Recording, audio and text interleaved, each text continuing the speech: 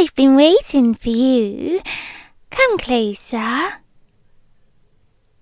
little closer. There, that's better. I always feel calmer when you're nearby. Isn't that strange?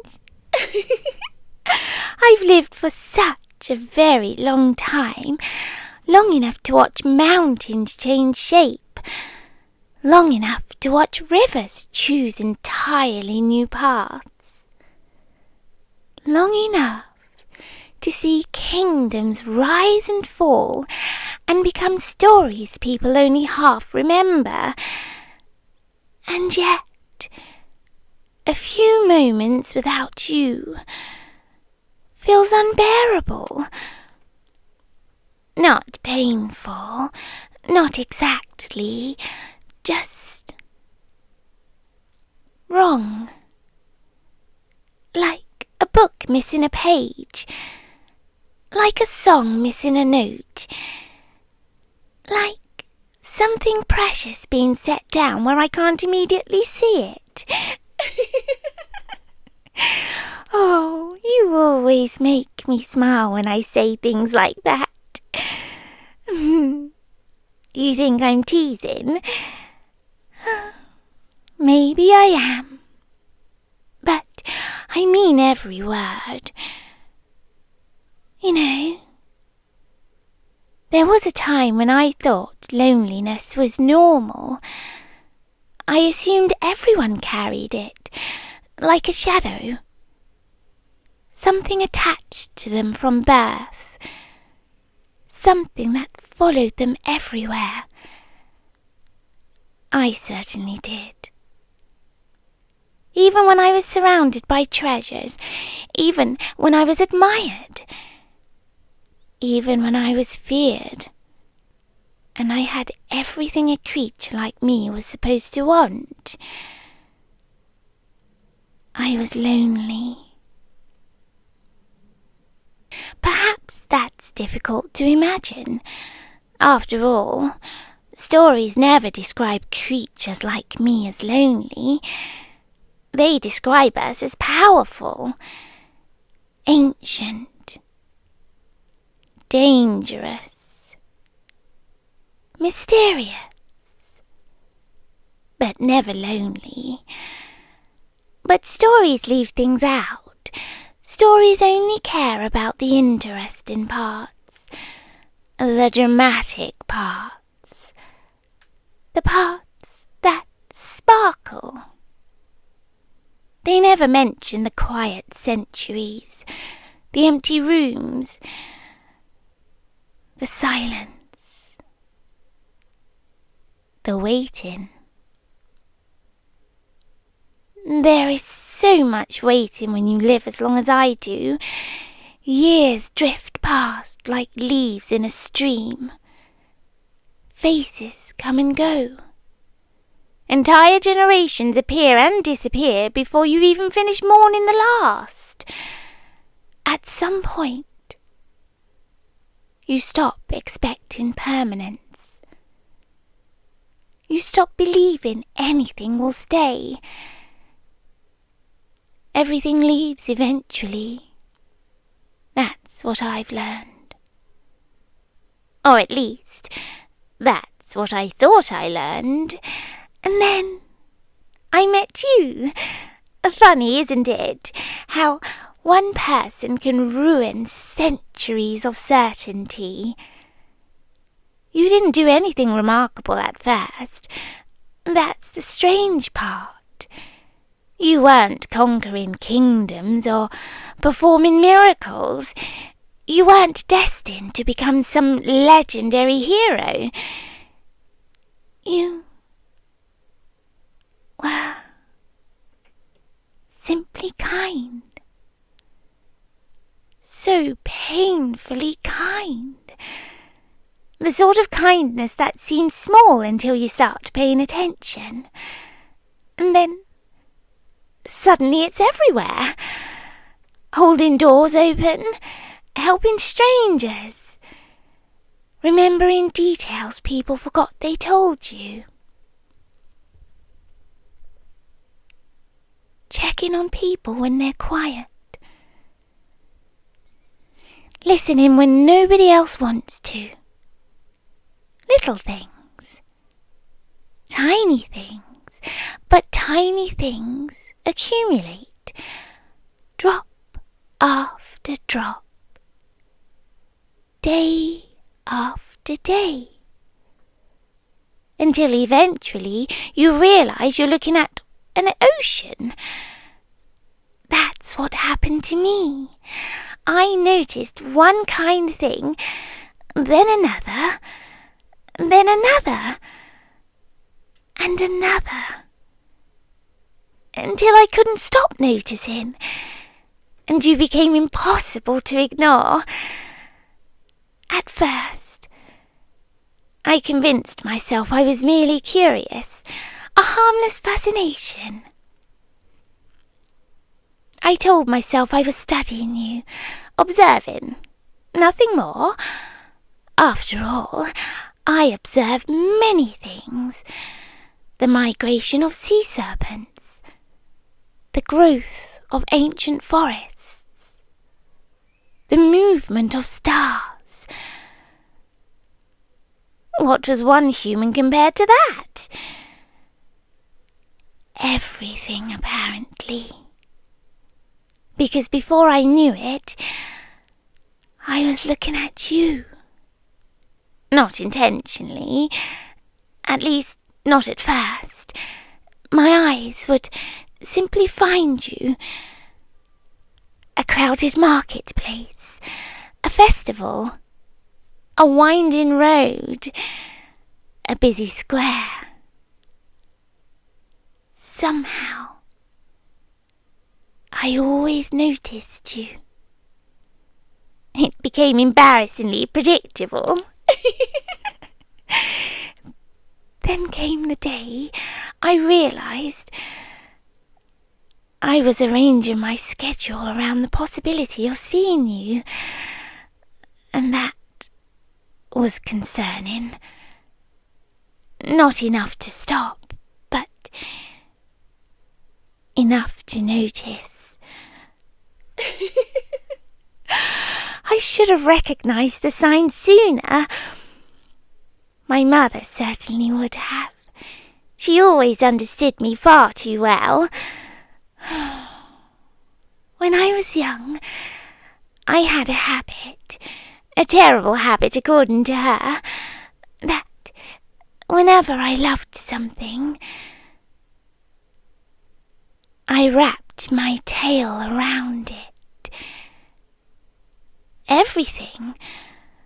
Books, blankets, interesting stones, beautiful shells, pretty little trinkets. If it mattered to me, my tail somehow found its way around it. My mother would shake her head and laugh. You hold on too tightly. I disagreed. I still disagree. Things disappear when you don't hold them. People call that possessiveness. I call it pattern recognition. The world takes things constantly. Have you noticed? People lose friendships. They lose opportunities and memories.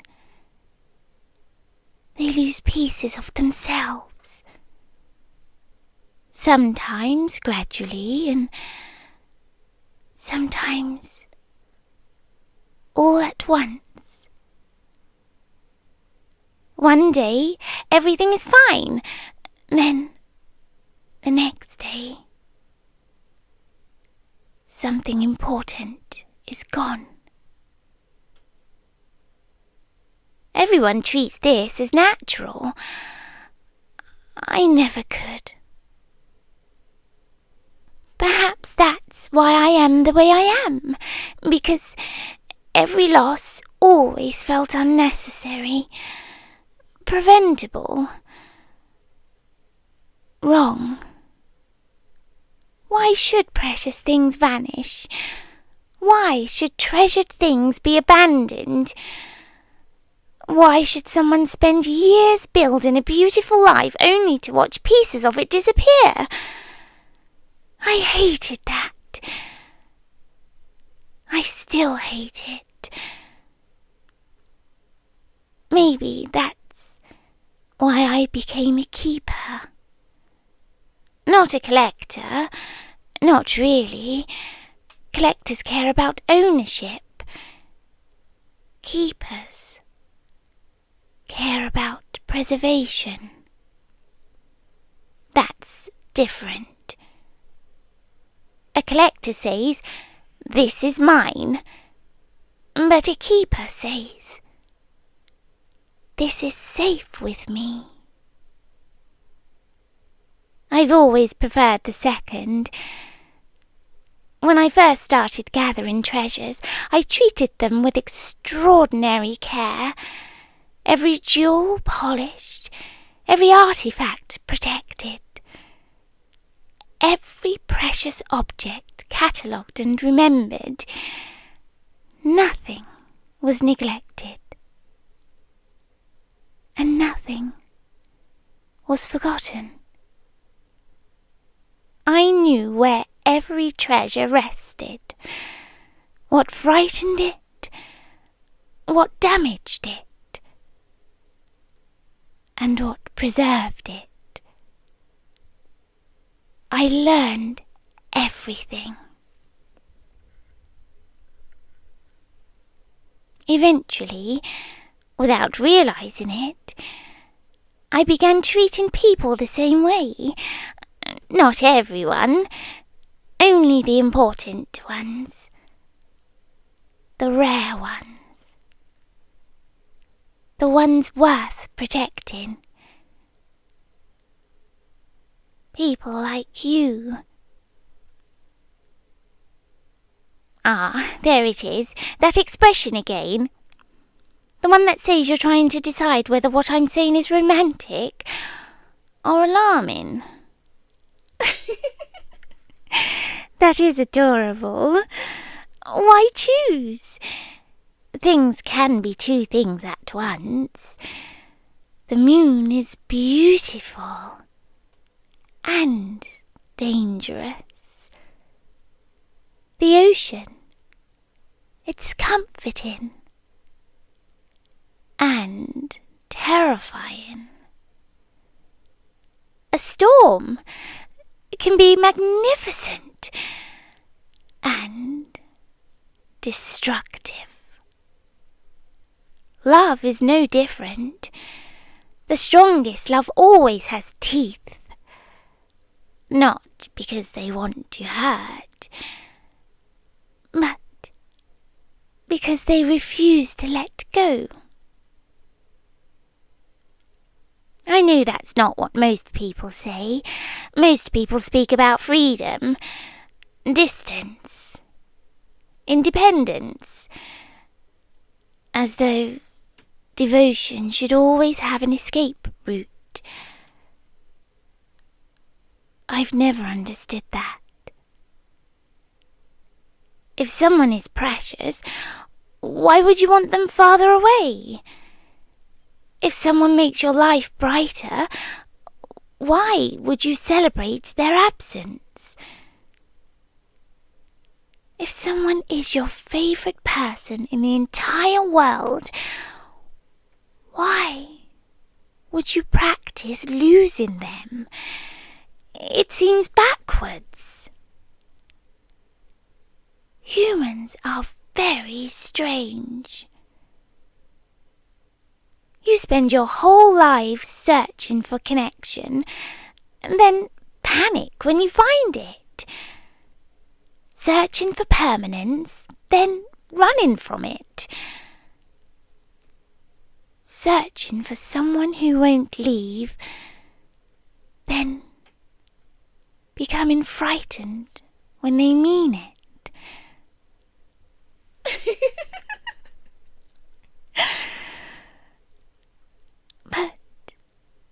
you, though. You're listening so patiently. That's one of my favourite things about you. You listen. Most people wait for their turn to speak, but you actually listen. Do you know how rare that is? Of course you don't. People rarely recognise the things that make them special. I've noticed that too. You underestimate yourself constantly. You think your kindness is ordinary, that your loyalty is ordinary, your warmth ordinary. But it's not. It's extraordinary. And extraordinary things attract attention. Good attention. Bad attention. Hungry attention.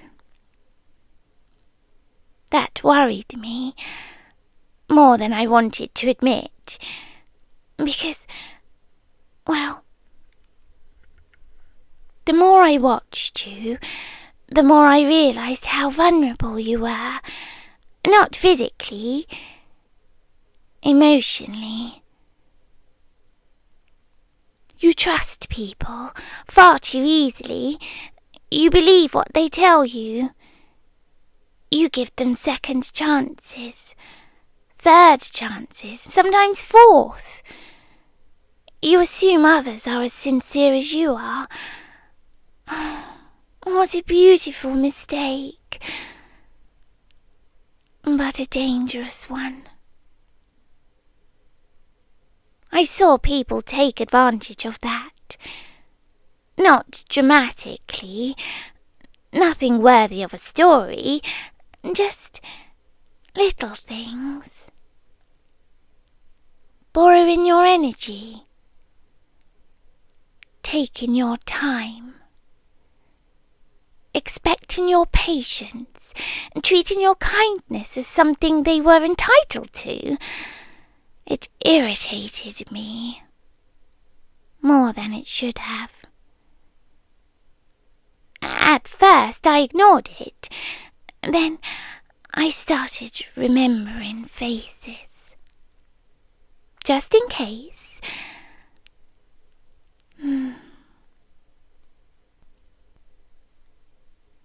It's funny. Looking back, I think that's when everything truly began. Not when I noticed you. Not when I fell in love. But when I decided you needed protecting. Because once that thought settled into my mind, it never left. And every day afterward, it grew like roots. Quiet. Invisible. Spreading deeper and deeper beneath everything. Until eventually, protecting you became as natural as breathing. And by then, it was already far too late for either of us. And if I'm honest, I don't think you would have stopped even if you'd known. Oh, I know. You'd say otherwise. You'd insist you would have noticed and that you would have recognised the signs. That you would have drawn boundaries. Humans love boundaries. Such fascinating little things. Invisible lines everyone pretends are permanent. Yet they move constantly. A stranger becomes an acquaintance becomes a friend becomes someone trusted, and someone trusted becomes someone essential. The lines shift every day, until one morning you wake up and realize someone has become part of your life so gradually that you can't remember when it happened. And that's what happened to us. The only difference is I remember every moment, every single one. I remember the first time I heard you laugh. Not the polite laugh, not the one you use for courtesy, the real one, the one that escaped before you could stop it, the one that made your eyes brighten. I remember exactly where you were standing, exactly what time it was, and what the weather smelled like. I remember because it became important. And important things stay with me forever. That's one of the advantages of living so long. People assume immortality grants wisdom. Sometimes. But what it truly grants is memory. Endless memory. I remember things centuries old with perfect clarity. A flower growing between stones. A song carried across water. A promise whispered beneath moonlight. And now I remember you. Constantly. You exist in my thoughts the way stars exist in the sky. Always present, even when unseen. Isn't that romantic? It sounds it, doesn't it? Oh, it is. Mostly. There were challenges, of course. There always are.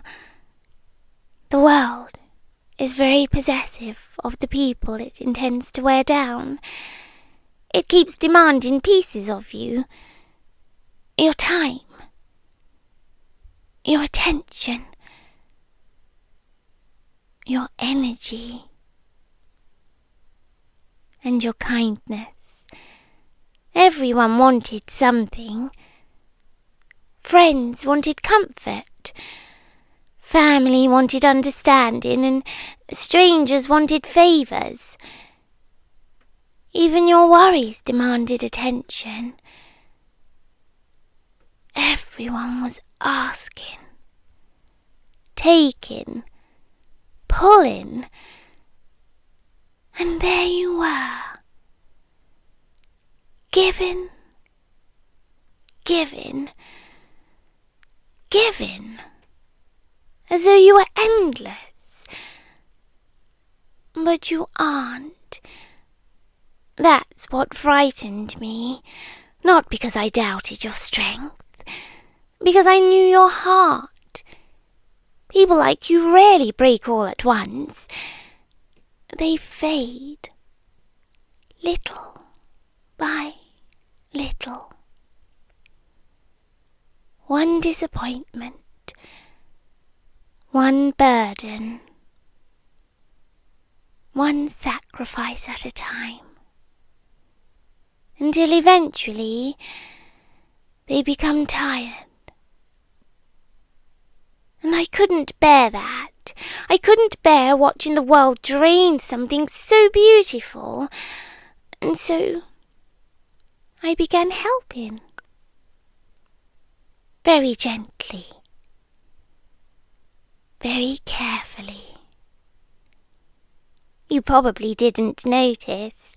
Most people never notice when circumstances improve.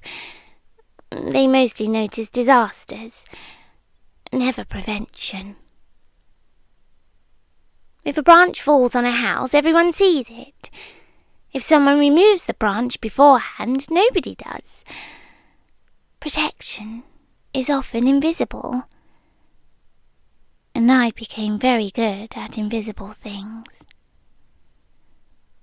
A conversation redirected, a distraction introduced, an opportunity delayed, a problem solved before it arrived.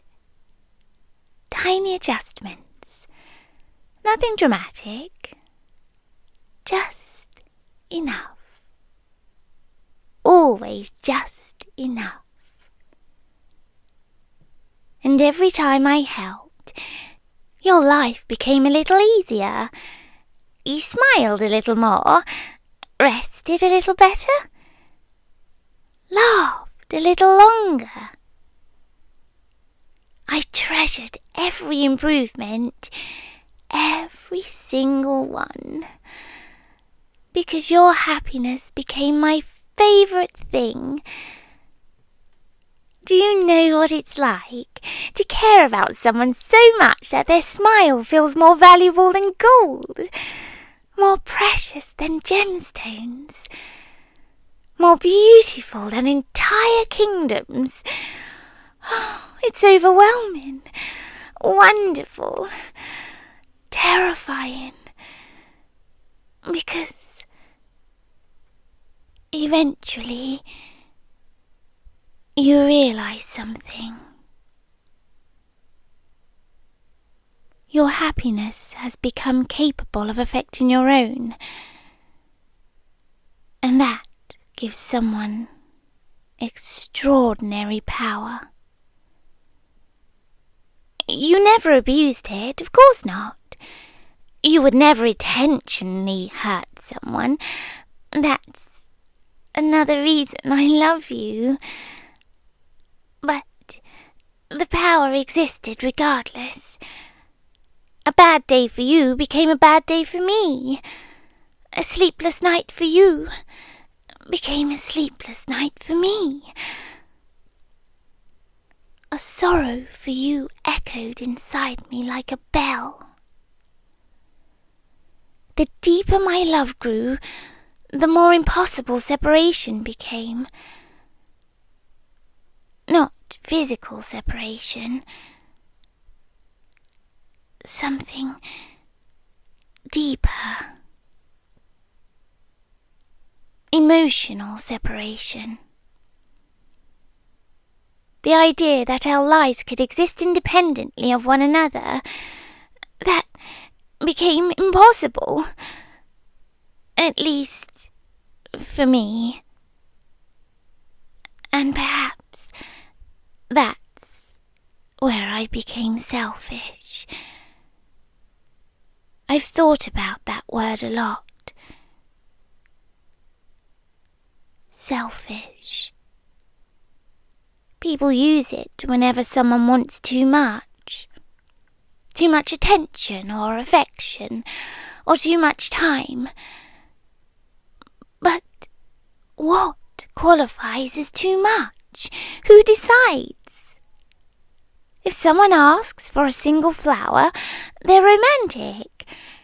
If they ask for a garden, they're demanding. Yet, both requests come from the same desire. To be surrounded by something beautiful.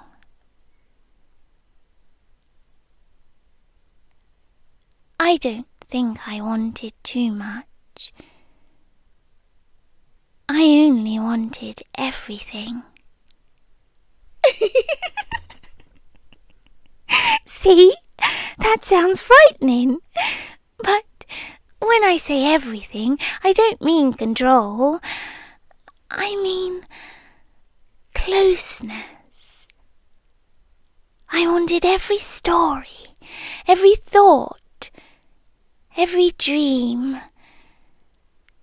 every hope. I wanted to know you completely. Not because mystery lacks beauty, but because understanding does. There is something sacred about knowing another soul, truly knowing them.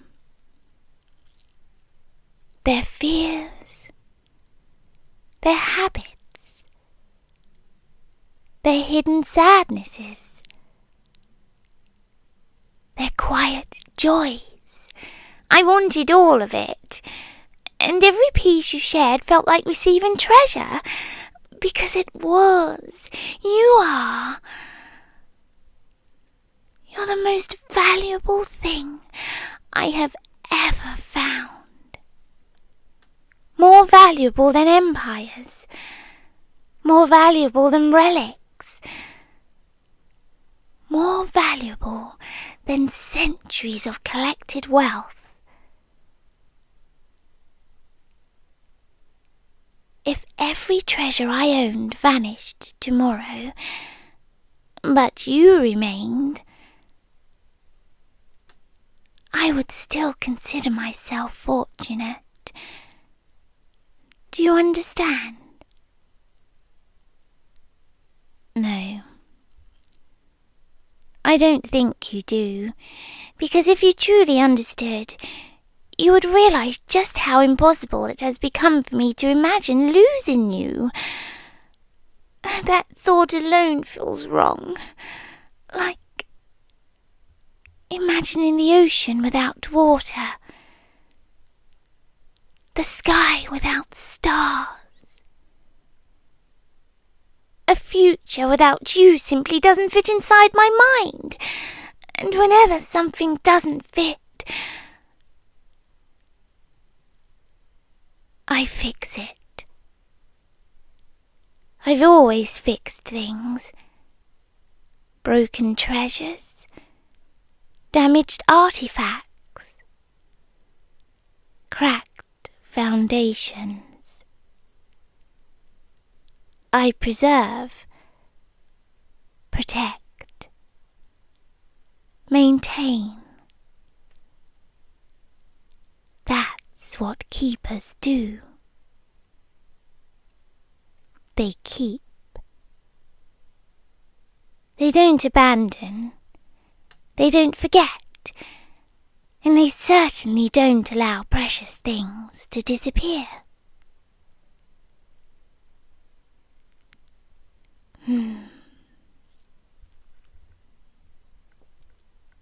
I know what you're wondering. You always get quiet at this part. You're wondering whether I'd let you leave. Such a human question. So focused on doors, distance, physical space. Would I stop you?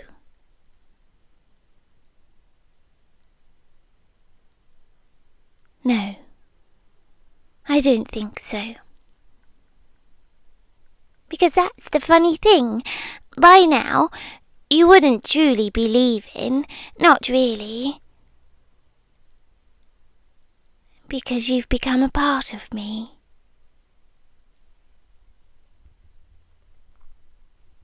You could travel to the farthest edge of the world, cross oceans, cross mountains, hide among strangers, and I would still think about you. Still worry. Still care. Still love you. The connection would remain. So, what exactly would be escaping? Distance means very little to creatures like me. I've had centuries to learn that. No. The thing that matters isn't proximity. It's belonging. And you belong in my heart now. Permanently. Just as I belong in yours, even if you don't fully realise it yet.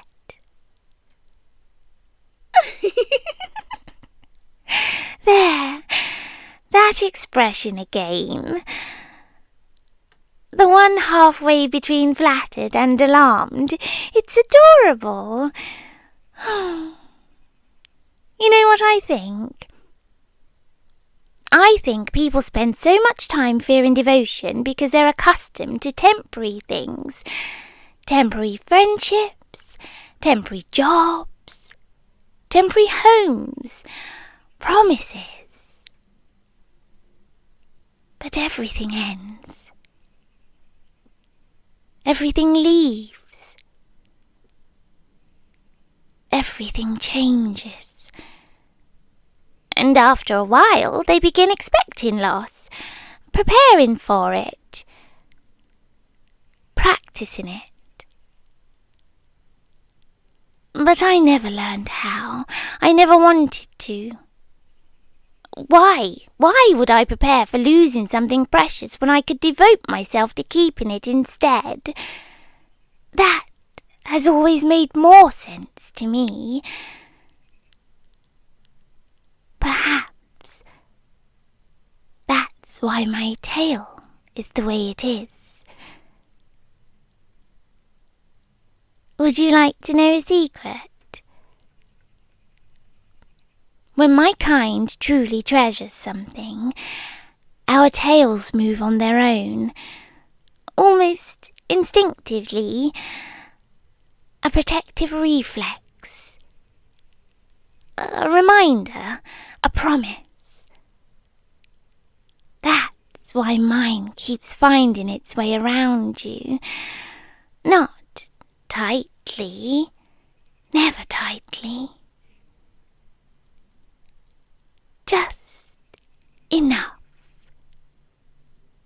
A gentle weight, a quiet reassurance, a way of saying, you're safe. I've got you. I'm here. And perhaps you're not going anywhere. The last one slips in sometimes. I can't help it. You know how instincts are. Oh, the moon is getting lower. Time passes so quickly when you're with me. Or perhaps it slows. I've never been certain, but either way, I treasure moments like this. Just you and me.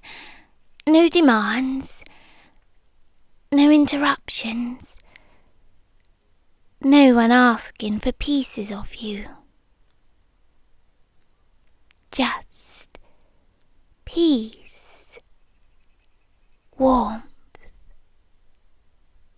belonging.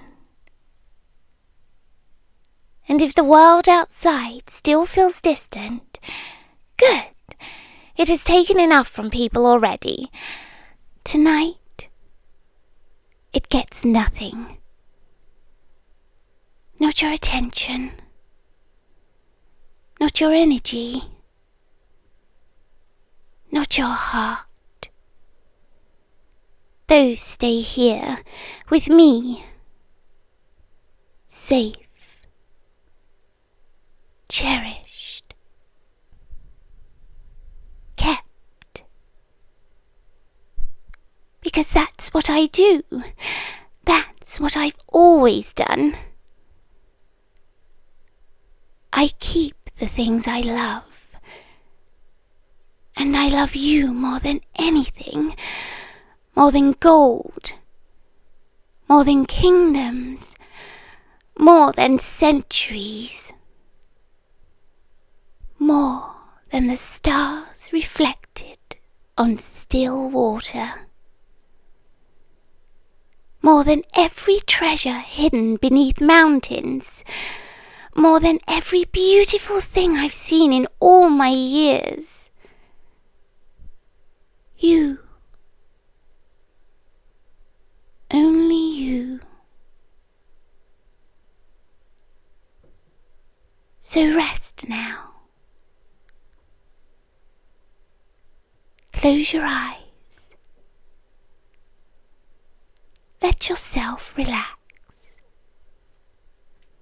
You don't need to worry. You don't need to struggle.